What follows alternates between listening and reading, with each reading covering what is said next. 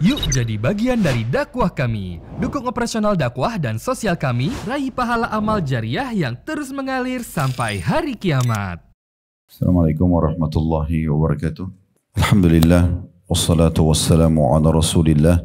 Segala puji dan puja kehadirat Allah subhanahu wa ta'ala, juga salawat dan taslim kepada Nabi besar Muhammad sallallahu alaihi wa ala alihi wa sahbihi wasallam.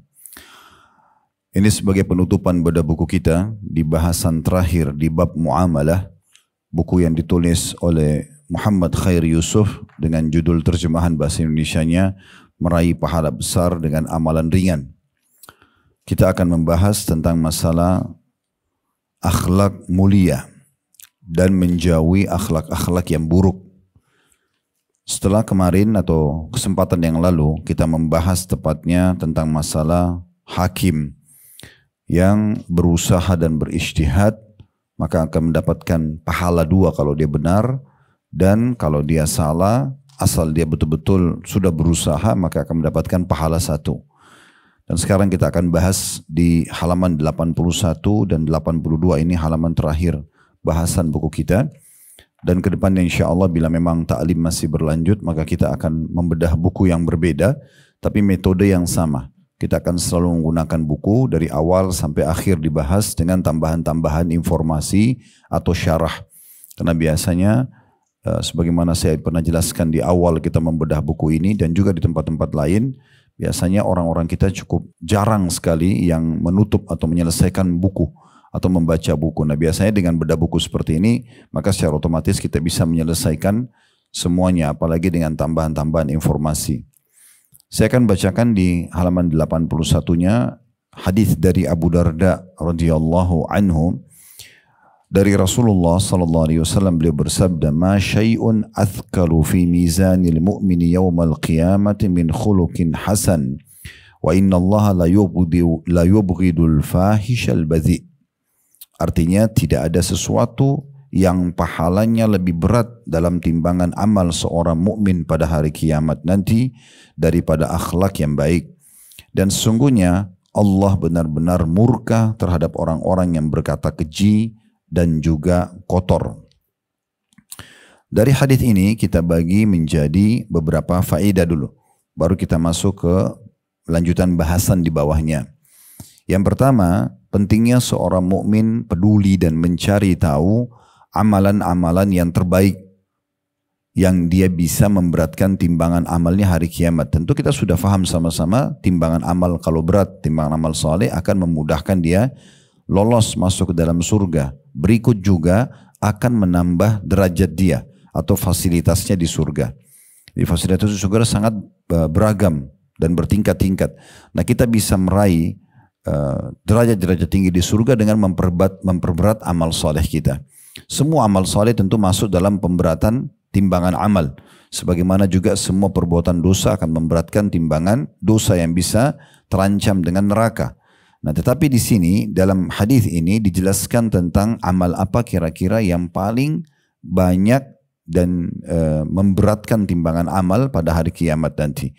Tapi pelajaran pertamanya adalah bagaimana kita selalu peduli dengan ini. Seorang mukmin dan mukminah harus selalu berpikir dari amal soleh ke amal soleh yang mana lagi. Dan sudah pernah saya berbagi ibu-ibu sekalian tentang metode bagaimana kita memperbanyak amal kita di satu jenis ibadah itu sendiri. Yang pertama tentunya dengan keikhlasannya. Jadi bagaimana kita ikhlas agar amal itu diterima. Karena kata Nabi SAW, Inna Allah la yaqbalu amalan illa makana khalisan liwajhi. Allah tidak akan pernah menerima sebuah amal kecuali yang ikhlas karenanya. Jadi kalau kita ikhlas maka akan diterima. Artinya kalau ibu menyisipkan sedikit saja riya, ingin dipuji oleh orang atau ujub, berbangga-bangga karena sudah mengerjakan ibadah itu, maka itu akan mencoreng atau bahkan tidak akan diterima amal tersebut sehingga sia-sia. Kata Nabi SAW dalam hadis yang lain, al-yasiru minar riya syirk. Sedikit saja riya sudah syirik. Artinya tidak diterima oleh Allah Subhanahu wa taala. Saya mengingatkan kembali di bab jihad, pernah kita bahas kitab jihad beberapa waktu yang lalu. Ada sebuah hadis Nabi SAW ditanya oleh seorang sahabat, ya Rasulullah, saya berperang, saya ikhlas karena Allah. Saya memang ingin cari pahalanya gitu ya. Tetapi saya ingin mengikutkan itu dengan sedikit ya keinginan untuk popularitas supaya dianggap seorang kesatria, pahlawan, pemberani atau bahasa-bahasa yang mirip sama ini. Kira-kira saya dapat pahala enggak? Kata Nabi SAW, tidak akan dapat pahala. Padahal cuma sedikit. Artinya betul dia keluarkan harta karena Allah, dia berperang karena Allah, tapi dia ingin melintaskan di hatinya perasaan ini. Kira-kira dapat pahala jihad enggak? Kata Nabi SAW, tidak ada. Orang itu ulangi 3 kali Nabi SAW ulang-ulangi. Sampai akhirnya beliau menutup hatinya sambil mengatakan, sesungguhnya Allah tidak akan menerima amal kecuali yang ikhlas karenanya. Jadi ini hal pertama yang harus diperhatikan dalam amal sehingga nanti memberatkan timbangan ya, amal soleh kita pada hari kiamat. Harus ikhlas. Ikhlas berarti tidak ada indikasi duniawianya, tidak ada hubungannya sama makhluk. Ada orang lihat, tidak orang lihat, kita tetap kerjakan ibadah tersebut. Orang puji, nggak puji, tetap kita kerjakan. Dan kita selalu menjaga kualitasnya karena kita tahu kita butuh dengan amal tersebut yang akan kita terima pahalanya pada hari kiamat nanti. Ini cara dan metode pertama yang tidak boleh luput dari setiap muslim agar timbangan amalnya berat hari kiamat. Yang kedua adalah bagaimana dia memarketingkan ibadah itu. Ini sudah pernah kita sampaikan. Memarketingkan artinya daripada ibu sholat tadi seperti duhur sendirian, lebih baik ibu ajak orang lain. Orang di sekitar kita saja. Misalnya kalau di rumah diajak asisten rumah tangganya, diajak anaknya, diajak saudaranya, diajak suaminya. Siapa saja, ayo sholat yuk misalnya. Ajakan ini seperti kita sedang memarketingkan tanda kutip ibadah itu. Nah ajakan ini masuk dalam hadis Nabi SAW, siapa yang menyuruh pada satu kebaikan, maka dia akan panen pahala orang yang mengikutinya tanpa mengurangi sedikit pun dari pahala orang yang mengikutinya. Jadi ini poin penting sekali. Jangan kita mengerjakan ibadah sendirian. Usahakan ada orang yang bisa kita ajak. Kalau di rumah kebetulan ibu lagi sendirian dan tidak ada orang, ya sudah ibu coba share di grup misalnya. Di grup keluarga, di grup ibu-ibu pengajian, di grup misalnya teman-teman bisnis atau siapalah ya. Yang kita bisa share setengah jam sebelum waktu duhur. Misalnya kita kirim sebuah hadis atau kirim jadwal sholat misalnya. Contoh ya. Maka itu banyak sekali yang bisa kita lakukan sehingga kita berharap mungkin dari 100 orang di grup itu 10 orang aja yang ikut. Kalau 10 orang ini ikut sholat karena dia teringat misalnya, maka kita dapat pahala kita dan kita dapat pahala mereka. Ini sudah pernah saya kasih contoh kalau misalnya kita sholat dapat 10 pahala. 10 orang yang lain yang ikut mendengarkan kita mungkin dia ada di satu kota yang lain lah. Misalnya lagi di Bogor, lagi di mana dia di Bandung, atau dia mungkin di kota lain, terus kemudian dia tiba-tiba ngingat gitu. Anggap 10 orang ini terpencar di seluruh Indonesia. Masing-masing kita dapat 100 pahala misalnya dengan sholat kita. Mereka dapat 100 pahala masing-masing. Atau kita dapat 10 pahala. Ini angka 10 dan 100 cuma contoh. Anggaplah kita angkat angka 10 saja. Saya dapat 10 pahala karena saya sholat. Tapi karena saya ajak orang lain 10 orang. Dan semuanya akhirnya ngingat, oh iya ya sudah masuk waktu duhur. Sholat yuk misalnya. Terus sebentar lagi sholat misalnya.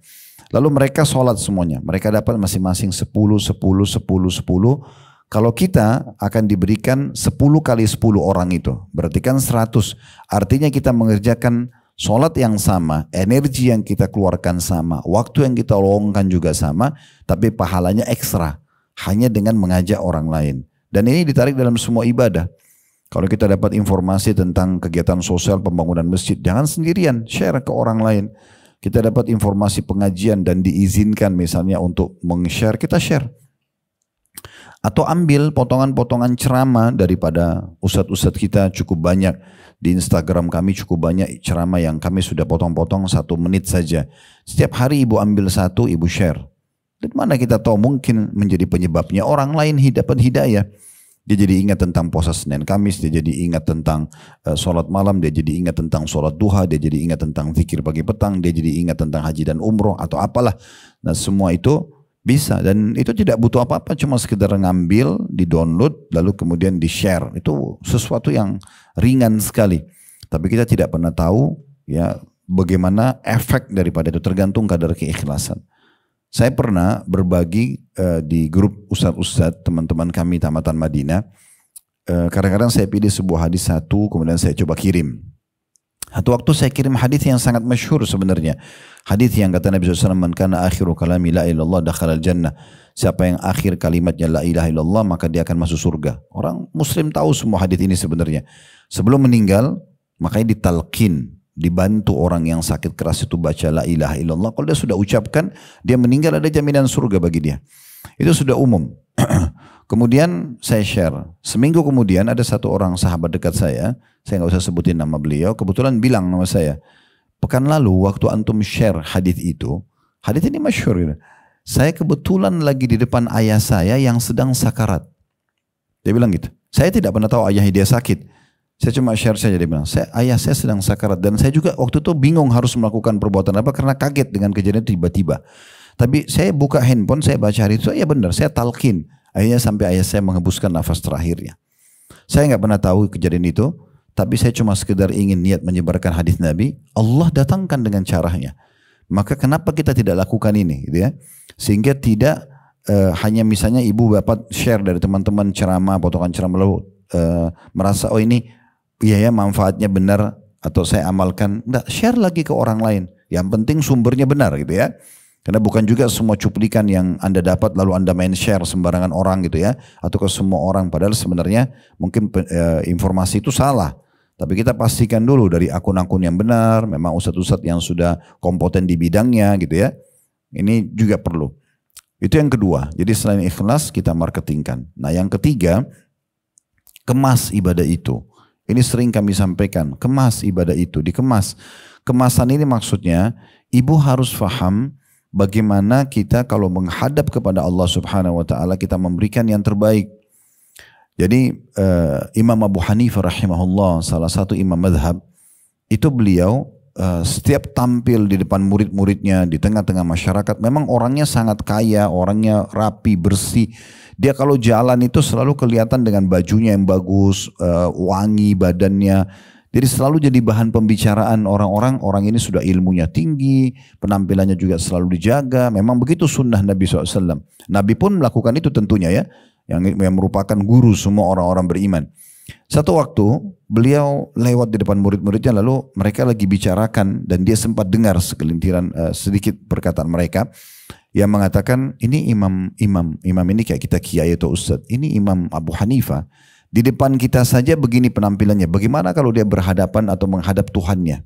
Maksudnya kalau lagi sholat malam. Maka Abu Hanifah mengatakan saya pun malu mendengar perkataan itu. Maka semenjak hari itu saya selalu siapkan baju terbaik saya setiap mau sholat malam. Kalau sama manusia saja kita selalu menjaga penampilan kita, pasti saya yakin ibu-ibu kalau keluar begini nggak mungkin cari baju yang lecek, nggak mungkin cari baju yang butek, nggak. Pasti cari yang mana yang bagus nih. Saya mau bertemu sama orang, itu bertemu dengan manusia. Bagaimana bertemu dengan Allah Subhanahu Wa Taala? Kenapa kita pakai mukena yang sudah seminggu gak dicuci, sejadah sudah lama gak diganti, atau apa saja? Padahal sebenarnya itu bisa kita kemas. Kemasan ini ada nilai pahalanya. Mengemas ibadah itu ada nilai pahalanya. Pakai mukena yang terbaik. Ibu kalau keluar ada larangan Nabi SAW untuk pakai parfum sehingga tercium oleh laki-laki kan gitu. Tapi kalau di rumah dengan Allah pakai, dalam sholat dipakai, bubuhi mukenanya dengan parfum, bubuhi sejadahnya dengan parfum, ibu pun nyaman kalau sujud kan gitu. Nah itu kemasan, kita niatkan karena ingin menghadap kepada Allah Subhanahu Wa Taala. Itu contoh kemasannya, gitu ya. Contoh kemasan juga adalah beda antara orang bangun malam. Bangun tiba-tiba ibu bangun jam 3, setengah 4, sudah daripada saya tidur saya sholat malam aja. Dengan orang dari sebelum dia tidur malam sudah niat mau sholat malam. Nah ini beda. Karena dari orang yang niat sebelum tidur bu, masuk dalam hadis Nabi SAW, hadis sahih, man hamma bihasanatin walam ya'malha. Siapa yang niat ingin mengerjakan satu ibadah, belum dia kerjakan, baru niat, kutibalahu hasanatun kamilah.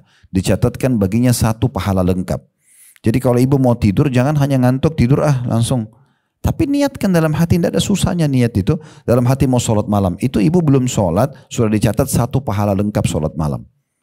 Itu bisa kita lakukan di setiap saat. Mau keluar rumah niat mau sedekah. Mau niat sholat nanti tepat waktu. Mau silaturahim keluarga. Mau jenguk orang sakit. Diniatkan semua kebaikan. Niat itu akan mendatangkan pahalanya walaupun belum dikerjakan. Kata Nabi SAW, fa'in amilaha. Dan kalau dia kerjakan apa yang dia niatkan itu, kutibalahu asyru adhafiha. akan dicatatkan baginya 10 kali lipat ila sab'amiyah di'fin, sampai 700 kali lipat. Ila adhafin katsira, sampai kelipatan-kelipatan yang banyak. Tergantung daripada kadar keikhlasan kita, gitu kan? Termasuk kemasan dalam sholat malam adalah memilih surah-surahnya. Beda orang yang bangun malam, ya kebetulan aja sudah yang terlintas di benaknya surah Al-Masad, Tabat Yada misalnya, atau At-Tin, atau Al-Kautsar, itu terlintas dibaca. Dengan orang yang memang sebelum tidur dia sudah atur nih, nanti malam saya mau baca 1 juz misalnya, per rakaatnya 10 ayat, ya kan? Sampai 10 rakaat berarti 100 ayat, rakaat terakhirnya witirnya baca Al-Ikhlas, gitu kan? Contoh, karena memang ada anjuran Nabi SAW untuk membaca minimal 10 ayat, pertengahan itu 100 ayat, maksimalnya itu 1000 ayat, itu yang paling banyak pahalanya. Tapi tentu ini bertahap ya, kalau mau belajar sampai ke sana. Yang jelas beda antara orang yang bangun tengah malam, surah apa saja yang terlintas dia baca, dengan orang yang sudah niat dari malam, dia mau baca 1 juz, pasti beda pahalanya.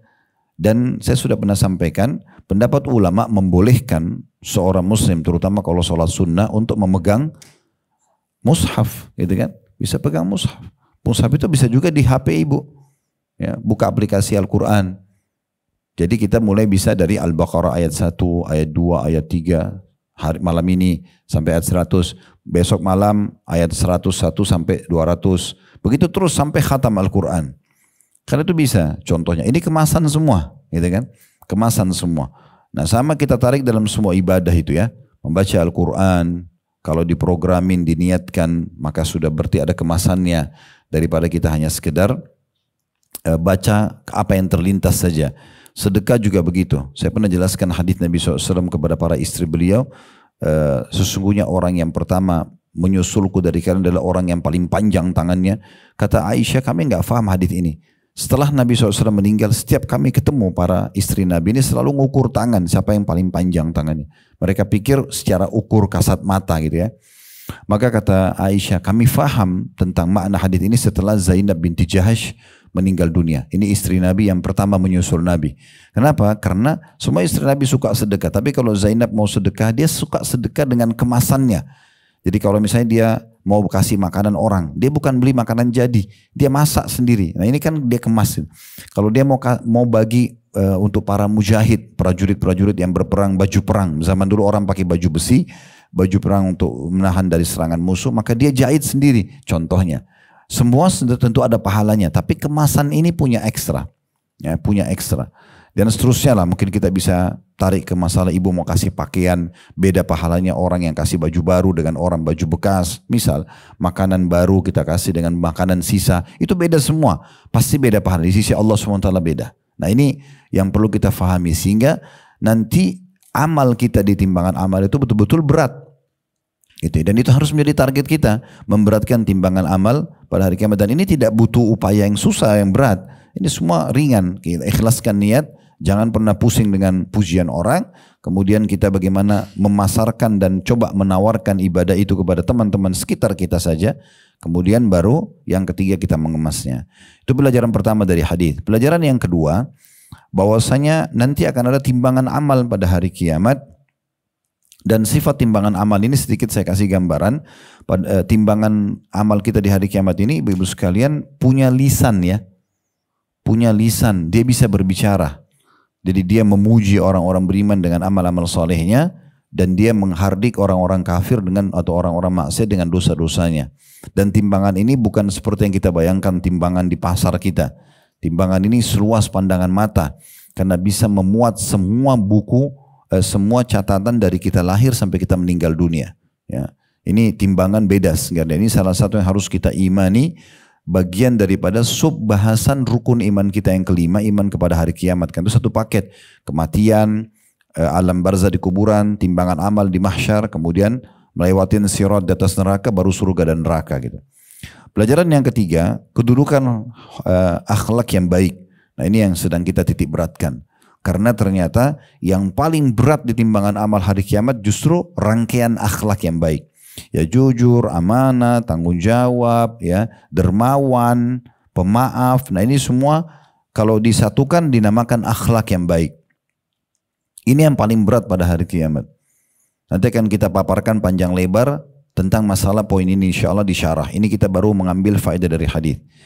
Pelajaran terakhir dari hadis, pelajaran keempat, adanya ancaman dan larangan untuk orang berakhlak buruk. Nah, di sini disebutkan ciri akhlak buruk itu adalah berkata keji, kotor, ya, kasar. Itu terjemahan daripada al-fahish dan badhi. Jadi tidak ada dalam kamus seorang muslim itu teriak-teriak, marah-marah, gitu kan.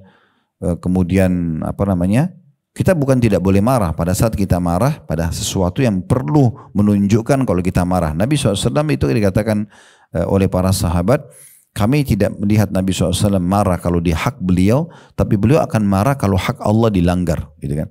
Jadi beliau marah SAW, tapi bukan menjadi sifat kebiasaannya, emosional, apapun jadi marah, semuanya serba marah. Ini penyebab stroke, penyebab orang darah tinggi dan segala macam karena itu kan. Karena orang suka emosional, terlihat lebih cepat tua dan segala macam. Banyak efek-efek yang tidak baik. Dan seorang sahabat datang mengatakan, ya Rasulullah, beritahukan kepada saya, wasiatkan kepada saya sesuatu yang bisa membuat saya bahagia. Hidup saya enak-enak saja dunia dan akhirat. Kata Nabi SAW, la taghdab, jangan kau emosional. Sampai 3 kali disebutkan masalah hal tersebut. Gitu kan. Begitu juga dengan, biasanya orang kalau sudah emosi sangat dekat dengan tutur kata yang kasar, jorok, ya, tidak baik itu. Itu semua sikap karena itu awalnya. Disebutkan di sini, saya baca sekarang penjelasan tulis oleh penulis. At-Tirmidzi, ini nama seorang pemilik buku hadis, biasa dikenal dengan Sunan Tirmidzi, meriwayatkan dari Abdullah bin Mubarak dalam pokok bahasan sebelumnya tentang ciri akhlak mulia, dia berkata yaitu bermuka manis, berbuat kebajikan, dan menahan diri dari perbuatan jahat.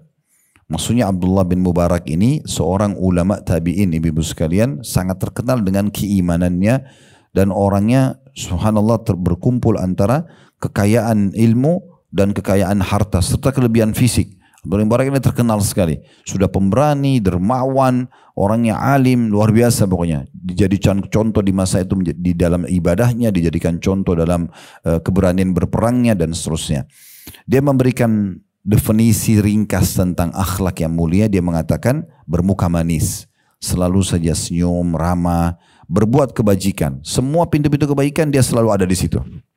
Selalu dia menonjol di semua perbuatan kebaikan. Kemudian yang terakhir yang dia katakan dalam gambaran akhlak mulia, menahan diri dari perbuatan jahat. Semua yang berbau tidak baik, menyakiti orang lah, atau mengambil yang bukan haknya, dan seterusnya, ini adalah termasuk perbuatan jahat. Kemudian dikatakan selanjutnya yang dimaksud dengan tanda kutip tidak ada sesuatu di dalam hadis, ya. Di potongan hadis kita lihat terjemahannya, tidak ada sesuatu dalam kurung yang pahalanya lebih berat dalam timbangan seorang mukmin, ya. Dikatakan situ yang dimaksud dengan tanda kutip tidak ada sesuatu dalam hadis ialah tidak ada pahala. Tidak ada pahala. Sedangkan kalimat tanda kutip daripada akhlak yang mulia, potongan hadis, ya, tidak ada sesuatu yang lebih berat dalam timbangan seorang mukmin pada hari kiamat daripada akhlak yang baik. Yang dimaksud dengan akhlak yang baik atau mulia artinya Allah SWT cinta dan ridho kepada orang yang berperilaku baik. Selanjutnya di halaman 82-nya makna al-fahish, yaitu orang yang perkataannya tidak enak didengar dan mengucapkan kata-kata yang tidak sepatutnya diucapkan. Apakah dia menghina, apakah intonasi suara yang keras, teriak-teriak, atau dia menyebutkan nama-nama hewan, menghina orang. Karena kan ada orang subhanallah suami istri saling begitu, atau sama anaknya, atau sama pembantunya, atau sama siapalah, ya. Dia terkenal dengan tutur kata yang tidak baik. Sementara tidak boleh dalam kamus seorang muslim masalah ini, ya. Saya pernah berbagi, dalam kondisi kita marah pun sama anak, itu usahakan yang kita ucapkan kata-kata yang baik, yang berbau doa positif, gitu ya. Bukan kita mengucapkan kata-kata nakal atau yang semisalnya yang bahkan nanti bisa membuat, ya, bisa jadi doa buat anak-anak kita itu. Kemudian disebutkan, dan yang terakhir yang dimaksud dengan badhi yaitu orang yang berkata keji. Sebenarnya lebih kepada kata kasar, ya. Kata kasar. Ada orang memang begitu bawaannya karena dia membiasakan. Sebenarnya karakter-karakter ini ibu-ibu sekalian tergantung kita membiasakannya. Kita membiasakan seperti apa. Kalau kita membiasakan diri kita dengan karakter-karakter buruk, seperti tutur kata yang kasar, apalagi kalau diberikan masukan tidak mau dengar, seakan-akan orang lain yang memberikan masukan itu yang jahat misalnya. Nah ini agak unik gitu ya. Baik, sekarang kita akan masuk ke syarah seperti biasa, penjelasan sekaligus kita tutup bahasan kita, tapi ini sedikit panjang penjelasannya. Memang akhlak ini, akhlak yang mulia, ibu-ibu sekalian, adalah bagian daripada agama kita. Bagaimana Allah Subhanahu wa taala menyebutkan dalam Al-Qur'an tentang ciri khasnya Nabi Muhammad SAW. Beliau menonjol sekali di sisi ininya, akhlaknya. Dalam surah Al-Qalam ayat 4, Allah Subhanahu wa taala berfirman, "Wa innaka la'ala khuluqin 'azim." Hai Muhammad, sungguhnya kau benar-benar memiliki akhlak yang sangat mulia. Dan juga dalam ayat yang lain Allah mengatakan, walau kunta faddan ghalidhal qalbi lam faddu min hawlik. Hai Muhammad, kalau kau keras, kau kasar, ya, maka mereka semua akan pergi dari sisimu. Nabi Muhammad SAW ini punya akhlak yang luar biasa, yang sulit sekali untuk kita terapkan, kecuali kita memang niat ingin menjadi orang-orang beriman. Karena pemaaf terhadap orang yang jahat sama beliau, dermawan terhadap orang yang kasar sama beliau. Kita kan kalau maafin orang yang datang, minta maaf, dia merengek-merengek, mungkin kita masih lebih gampang maafin. Nabi Muhammad SAW bukan itu levelnya. Levelnya di atas itu. Udah disakitin, ya, dengan kondisi kasar beliau maafin. Itu kan levelnya luar biasa itu. Ya. Bagaimana pada saat beliau sedang membagi-bagi harta rampasan perang di lokasi Hunain setelah pembebasan kota Mekah, itu ada orang-orang yang datang terus mendorong beliau dan mendesak beliau sampai beliau terdorong dan jubah beliau tergantung di salah satu dahan pohon, dan orang terus saja minta dengan kasarnya. Lalu kata Nabi SAW, tenanglah hai para manusia, kembalikan dulu jubahku karena sudah jatuh, nanti tersingkap badan, dan apapun yang Allah berikan kepadaku maka aku akan berikan pada kalian. Dan setelah itu pun, setelah aku kasih pun, kalian tidak akan temukan aku termasuk orang yang bakhil ataupun pengecut. Setelah ini pun aku kasih kalian dan kalian masih minta, aku masih punya, aku akan kasih. Salah satu ciri Nabi Muhammad SAW adalah beliau tidak pernah menolak siapapun yang minta. Ini level tertinggi dalam kedermawanan. Itu luar biasa gitu. Jadi setiap ada orang datang minta, Nabi tidak pernah tolak. Dia berusaha memberikan. Walaupun tentunya kita tahu biasanya kalau orang itu berulang-ulang minta, kadang-kadang ada godaan syaitan, ini orang gak tahu diri, minta terus, apalah segala macam. Tapi itu bukan sifat orang mukmin. Bagi dia berikan kepada orang yang sama minta atau orang lain, sama saja. Intinya kan dia bersedekah. Cuma syaitan mengelabui kita seakan-akan kok orang-orang ini aja sih. Dan terus kita mau cari manusia baru. Kan yang ini sudah sama saja. Kita bantu orang yang sama atau kita bantu orang lain, intinya kita bersedekah, kan gitu. Jadi kita lihat kepada esensinya ini, tujuannya dan target utama adalah kita bersedekah. Sudah selesai, cukup itu saja. Nah level ini luar biasa nih. Susah untuk atau tidak pernah menolak orang yang minta. Dan itulah disebutkan oleh hadits Jabir, sahabat Nabi yang mengatakan Nabi SAW tidak pernah menolak orang yang meminta. Sampai pernah dalam majelis beliau ada orang datang minta. Nabi SAW baru dapat berapa banyak keranjang-keranjang isinya kurma yang baru dipanen dan sangat ranum. Itu buat Nabi. Nabi bisa nikmatin, apalagi beliau banyak keluarganya. Beliau bisa taruh di setiap rumahnya misalnya. Tapi beliau begitu dikasih, ada orang datang minta dikasih. Dan Nabi itu sifatnya kalau kasih bukan kasih sekilo, sebutir, sekeranjang suruh bawa pergi. Udah. Jadi kita itu kalau mau kasih, dan ibu kalau mau lihat bagaimana maksimal balasan Allah, coba buat kejutan buat diri kita sendiri deh. Kasih orang yang kita belum pernah kasih sebelumnya. Coba aja gitu ya. Itu karena Allah Subhanahu wa ta'ala, antara ibu sama Allah. Nanti ibu akan lihat kejutan juga yang datang luar biasa. Selama kita perhitungan di jalan Allah, Allah juga perhitungan dengan kita. Begitu sabda Nabi SAW kepada Asma radhiyallahu anha, la tuki fayukillahu alaiki. Jangan kau perhitungan maka Allah juga perhitungan denganmu, gitu kan? Jadi Nabi SAW kasih sampai habis semuanya, ternyata masih ada yang minta. Terus wajah Nabi jadi murung karena nggak punya sesuatu lagi yang mau dikasih. Saking cintanya beliau dengan sifat kedermawanan itu. Maka pada saat itu Umar mengatakan, ya Rasulullah, Allah tidak bebankan Anda di atas kemampuan Anda. Maksudnya Anda, kita sudah saksikan sendiri Anda kasih orang nggak nanggung-nanggung, ini kasihnya luar biasa sampai habis. Nabi pun tidak cicipin satu buah kurma pun dari yang dikasih sama orang-orang gitu. Maka Nabi SAW diam. Nabi nggak respon Umar. Ali bin Abi Thalib, kebetulan ada sebelah Nabi, korek kantongnya ditemukan ada 3 dirham. Dia mengatakan, ya Rasulullah, ini sisa uang saya. Silakan Anda berikan kepada siapa yang Anda inginkan. Langsung Nabi berubah jadi senyum. Dan beliau mengatakan, bihadza umirtu, dengan inilah aku diperintahkan. Ini kan sifat luar biasa ini. Jadi memberi kepada orang pun walaupun orang kasar pada beliau, memaafkan pada orang-orang yang memang justru menyakiti. Nah, semua itu levelnya luar biasa. Nah, kalau kita bisa terapi diri kita dan membiasakan ya, training maksud saya, lebih tepatnya training diri kita untuk bisa mencapai level-level yang lebih tertinggi dari sebuah akhlak itu sangat bagus. Karena kalau kita targetnya misalnya mau lulus dengan angka 10, kita semua mungkin pernah sekolah, misal contoh angka 10 tertinggi. Kalau kita targetnya angka 10, maka kalau kita tidak dapat 10 minimal kita ada 8 atau 9. Gitu.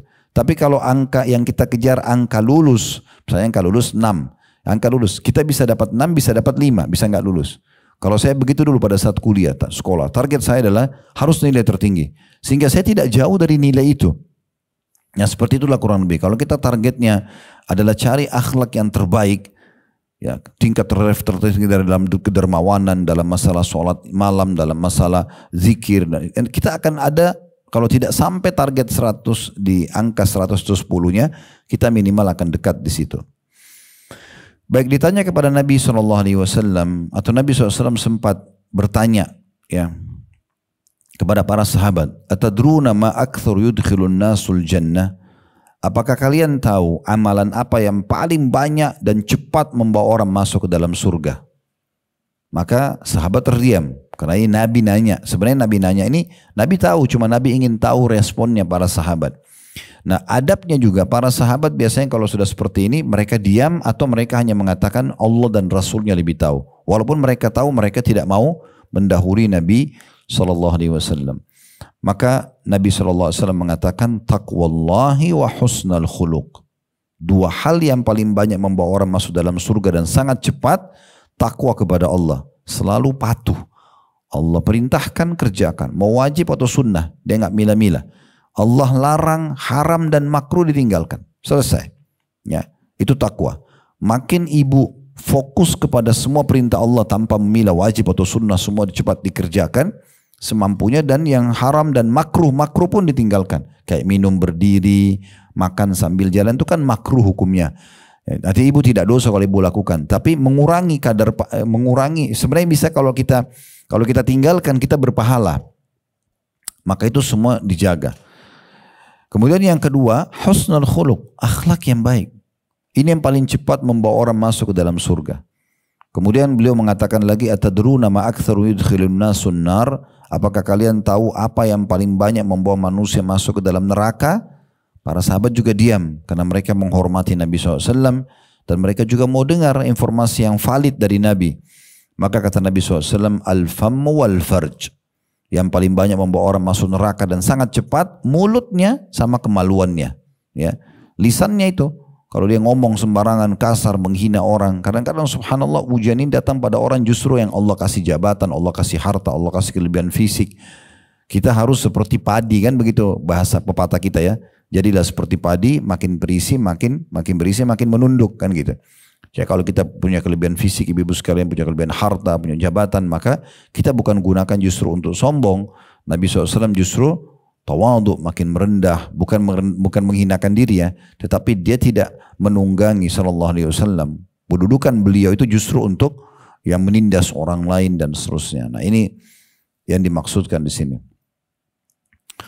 Dan kita sudah tentu bisa jabarkan tentang masalah husnul khuluq, akhlak baik ya. Wajah berseri, selalu sibuk dengan kebaikan, menahan diri dari menyakiti manusia dan seterusnya lah. Dan Nabi SAW pernah berkata kepada Abu Hurairah radhiyallahu anhu sambil mengatakan, alaika bi husnul khuluq. Kamu harus menjaga akhlak yang baik. Abu Hurairah sempat bertanya kembali kepada Nabi SAW mengatakan, wa ma husnul khuluq? Apa itu akhlak yang baik ya Rasulullah? Maka kata Nabi SAW, tasilu man qata'ak. Engkau justru menyambung tali persaudaraan dan silaturahim dengan orang yang sengaja memutusmu. Nah ini level tertinggi dalam silaturahim. Kalau kita sering datang ke rumah keluarga kita yang memang dasarnya juga baik sama kita, ya, sering datang kepada kita, sering berbagi hadiah terus kita balas, itu normal saja ya.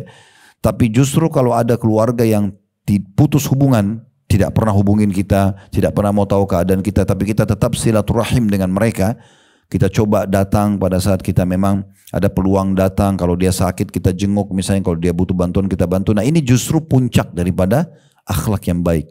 Nabi SAW mengatakan justru kau menyambung hubungan silaturahim dengan orang yang memutusmu. Yang kedua, wa ta'fu amman zalamak. Engkau memaafkan orang yang menzalimimu. Walaupun dia belum minta maaf.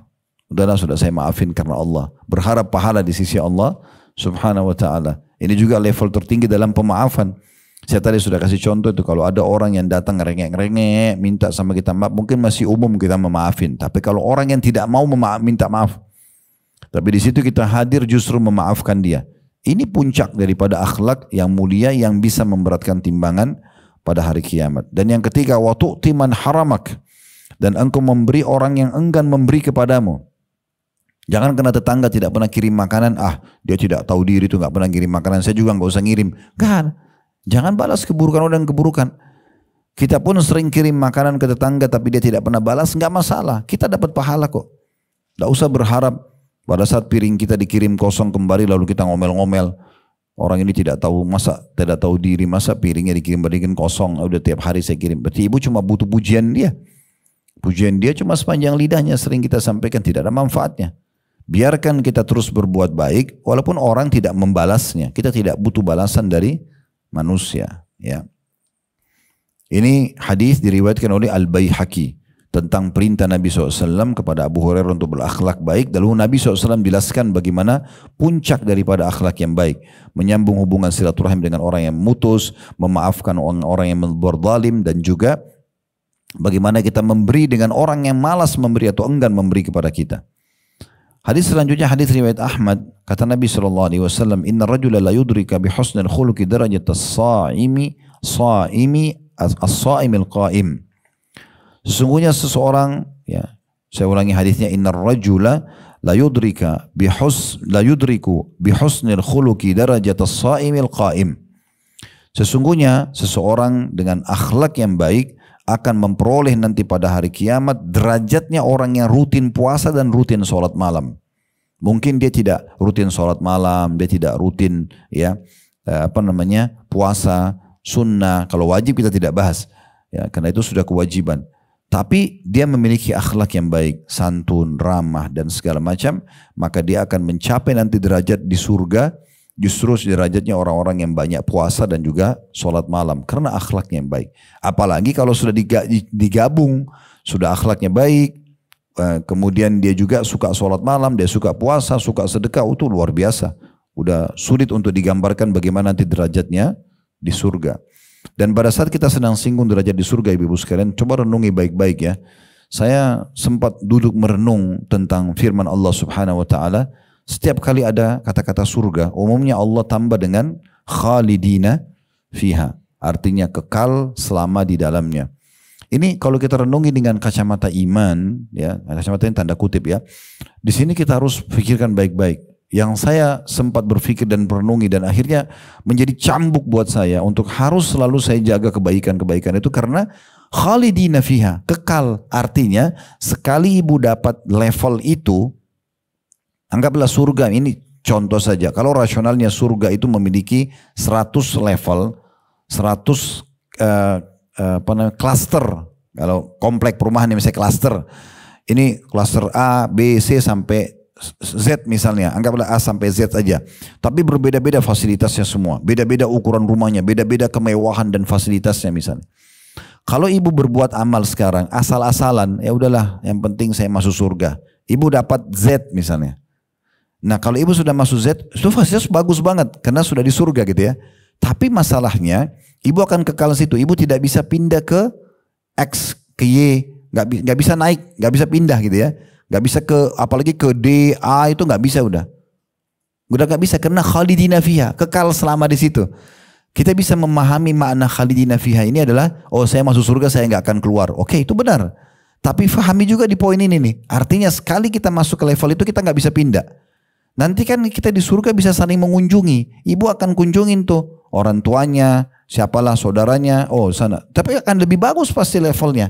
Ibu akan datang ke klaster walaupun nanti di surga sudah tidak ada lagi rasa cemburu. Tetapi kita sebenarnya bisa dapat level itu. Nah, untuk menentukan level yang lebih baik, masuk ke klaster lebih baik, itu bisa dengan niat dan juga bisa dengan berusaha, gitu ya. Bagaimana kita niatkan agar Allah berikan itu dan kita berusaha untuk meraih yang terbaik tadi. Nah, ini hati-hati sekali ya. Oleh karena itu jangan selalu anggap remeh, sudahlah, cuman mentraktir teman-teman, ya udahlah, dianggap kecil. Padahal sebenarnya dengan yang mentraktir sudah dapat pahalanya. Berapa kali kita sedang satu mobil sama seorang teman, ada orang miskin minta di lampu merah, teman kita memberi, kita cuma melihat saja. Padahal sebenarnya sudah jelas depan mata kita secara teori, dia dicatat pahala. Seakan-akan sudahlah karena teman saya sudah kasih. Loh, teman Anda sudah kasih, Anda sendiri belum. Kasih, ikut serta di situ. Kalau perlu kita yang memberikan walaupun teman kita tidak kasih. Misal contoh, berapa banyak kita hanya melihat orang lain berbuat dan kita tahu secara teori ini adalah ada pahalanya, dan kalau lewat sekali, misalnya kita lewat lampu merah tersebut sudah pergi, belum tentu kita bisa ketemu dengan orang fakir yang sama. Malaikat pun nanti kalaupun kita ketemu besok, dicatat untuk hari esok, hari kemarin sudah tidak.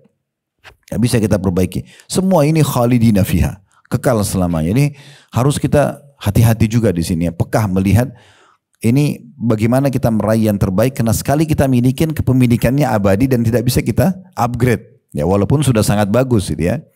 Allahu a'lam. Jadi itu juga penting untuk digarisbawahi. Kemudian hadis selanjutnya riwayat Abu Daud. Hadis ini juga menunjukkan bahwasanya akhlak bukan hanya memberatkan timbangan hari kiamat, bukan hanya menjadi penyebab masuk ke dalam surga, tetapi juga dia adalah menunjukkan kesempurnaan iman seseorang. Di saat Anda bertemu dengan orang yang ramah, ya, senyum, murah senyum, dermawan, pemaaf, ini berarti orang yang sudah sempurna imannya. Karena itu perkataan Nabi SAW dalam hadis Abu Daud. Kata beliau SAW, akmalul mu'minina imanan ahsanuhum khuluqa. Orang mukmin yang paling sempurna imannya adalah orang yang paling baik akhlaknya. Itu orang mukmin yang paling sempurna imannya. Berarti ada korelasi antara akhlak baik dengan keimanan. Makna lainnya kalau kita mau ambil sebuah pemahaman lawan daripada pemahaman ini ya, artinya orang yang buruk akhlaknya akan jauh dari keimanan. Mau dia banyak sholat malam, mau dia banyak sedekah, itu nggak ada urusannya. Makanya dalam sebuah hadis Bukhari dijelaskan, ada seorang laki-laki berkata di dalam majelis Nabi SAW, ya Rasulullah, di Madinah ini ada seorang wanita selalu sholat malam, selalu puasa di siang hari. Tidak pernah ketinggalan tuh, sholat malam dan dia puasa di siang hari. Tetapi dia jahat sama tetangganya. Lisannya tajam, suka menyakiti orang. Kata Nabi SAW, la khaira fiyah hiya finnar. Nggak ada kebaikan pada wanita itu, dia masuk neraka nanti. Walaupun dia rajin sholat, dia rajin puasa, tapi kalau jahat sama orang, nggak ada akhlaknya di neraka. Dan sebaliknya kata laki-laki itu, sahabatnya mengatakan, ya Rasulullah, di Madinah ini juga ada orang, wanita juga, sholat malamnya biasa-biasa saja. Begitu juga dengan puasanya, kapan dia mampu, tapi baik sekali sama orang, akhlaknya baik. Kata Nabi SAW, kebaikan padanya dia di surga. Jadi memang ini bagian daripada yang harus difahami baik-baik masalah akhlak. Begitu juga kata Nabi SAW yang coba merincikan kepada kita tentang bagaimana rincian akhlak yang baik itu. Ya, beliau mengatakan, ahabbun nasi ilallahi anfa'uhum. Manusia yang paling Allah cintai justru yang paling bisa memberikan manfaat bagi orang lain. Nah, itu yang paling Allah cintai.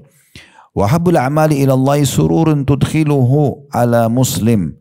Dan amal yang paling Allah cintai adalah kegembiraan yang kau masukkan dalam hati seorang muslim. Nah, ini juga masuk dalam akhlak yang baik. Ibu menghibur orang.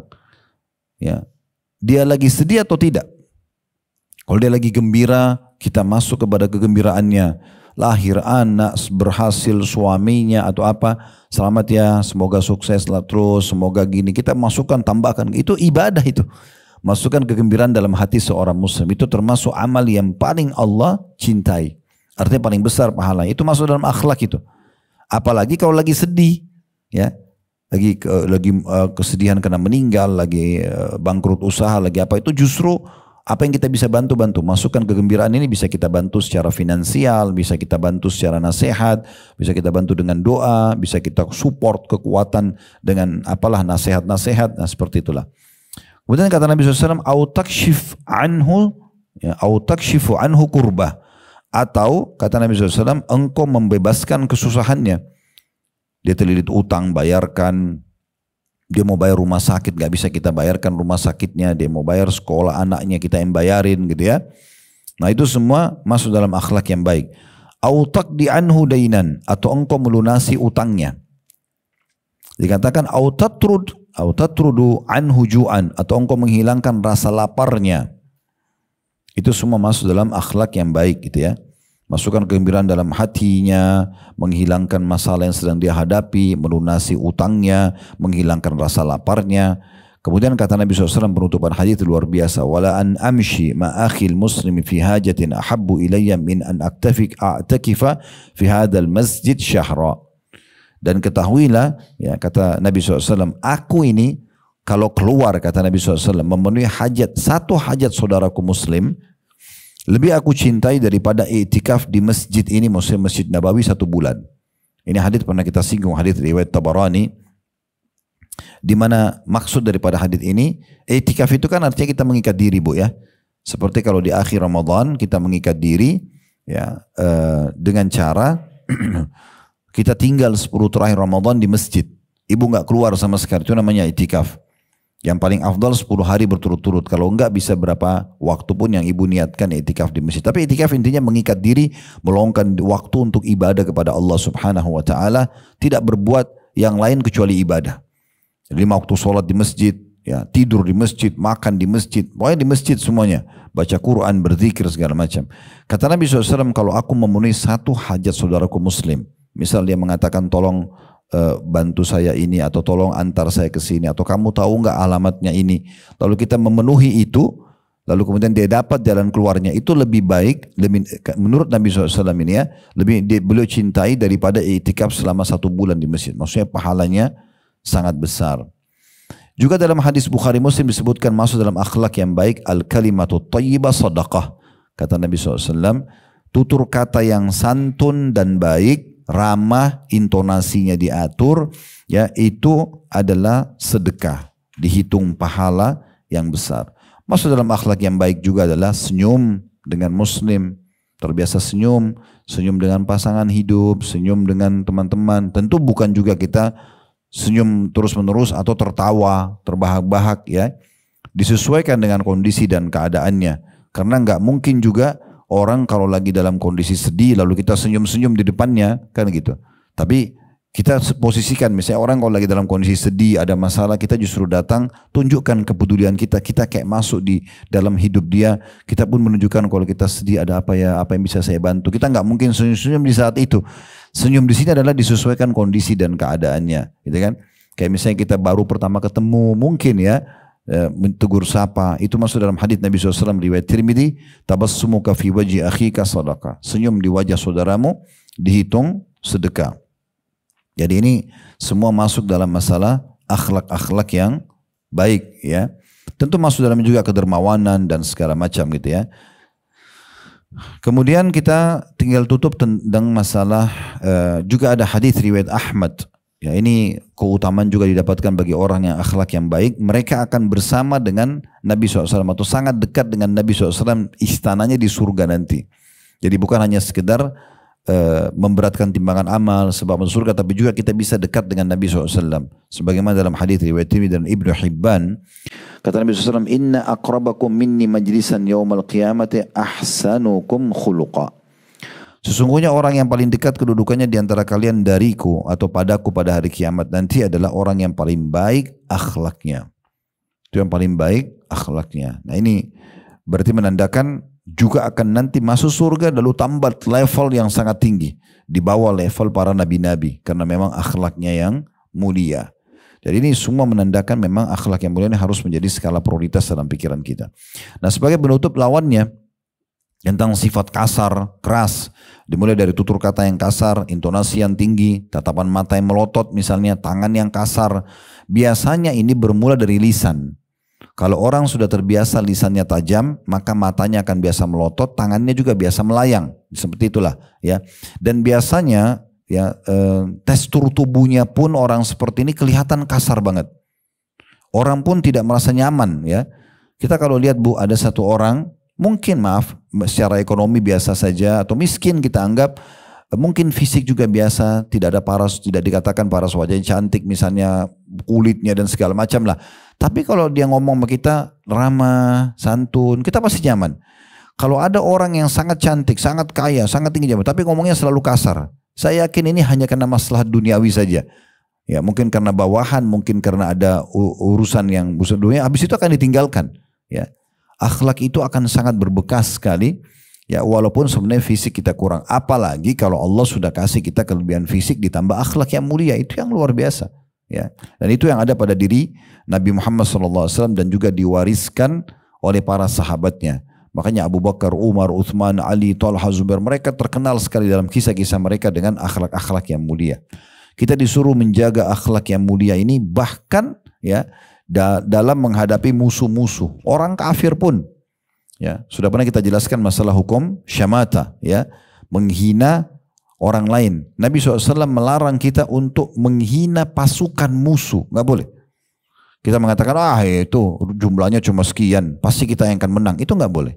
Kalau pernah dengar kisah tentang perang Hunain, waktu itu jumlah muslimin 12.000 orang. Pasukan musuh lebih sedikit. Belum pernah umat Islam lebih besar pasukannya dibandingkan musuh. Kecuali di saat itu. Walaupun musuh itu jumlahnya 30.000 ya. Tapi pasukan inti mereka mungkin sekitar 10 ribuan. Sisanya perempuan sama anak-anak. Sengaja mereka naikkan di atas unta supaya kelihatan pasukan mereka besar. Ya, seperti itulah. Itu suku Hawazim waktu itu. Tapi waktu itu ada sahabat yang mengatakan, kita tidak akan dikalahkan dengan jumlah sebanyak ini. Karena itu saja Allah buat di awal peperangan umat Islam kalah. Jadi nggak boleh kita anggap remeh orang lain gitu ya.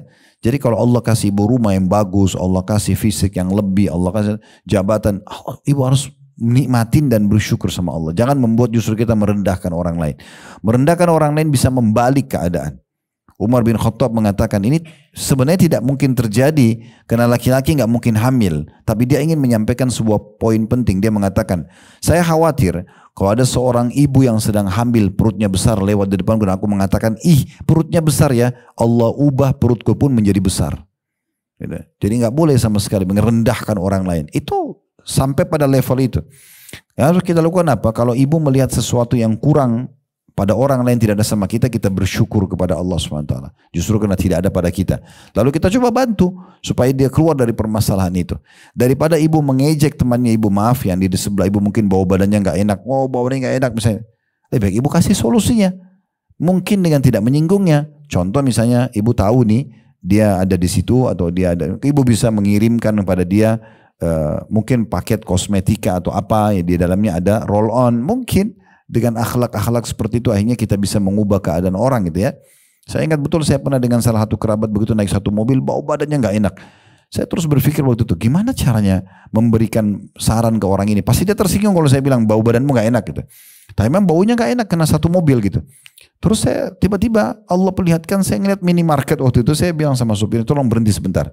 Saya turun lalu saya belanja apa yang biasa saya beli aja, biasa saya pakai sederhana, roll onnya apa gitu. Saya beli terus saya beli juga beberapa snack, saya bagi di mobil lalu saya mengatakan ini tadi saya beliin antum nih. Siapa tahu cocok ini yang biasa saya pakai. Sebenarnya saya sedang ingin dia berbaikin keadaannya dan alhamdulillah semenjak itu sampai sekarang kalau saya ketemu nggak pernah cium bau badannya. Mudah-mudahan karena itu ya kita berikan pada dia solusi daripada cuma tahu menghina kan gitu. Apa manfaatnya kita menghina? Nggak ada. Bisa saja Allah datangkan orang itu di hadapan kita dengan akhlak dia yang buruk, dengan penampilan dia yang buruk, justru Allah mau kita raih pahala dari dia. Kenapa kita jadikan itu sebagai ajang ejekan, malah akhirnya jadi dosa buat kita? Bukan kita jadikan sebagai ajang justru kesempatan untuk memperbaiki keadaan. Ini kan juga pernah saya kasih contoh dengan masjid ya, waktu kita bahas itu hari. Daripada ibu pada saat mampir di sebuah masjid, masjidnya kotor misalnya, karpetnya bau, misalnya panas masjidnya, WC-nya kotor, ibu hina-hina, lebih baik ibu punya andil di situ daripada ibu hina rumahnya Allah.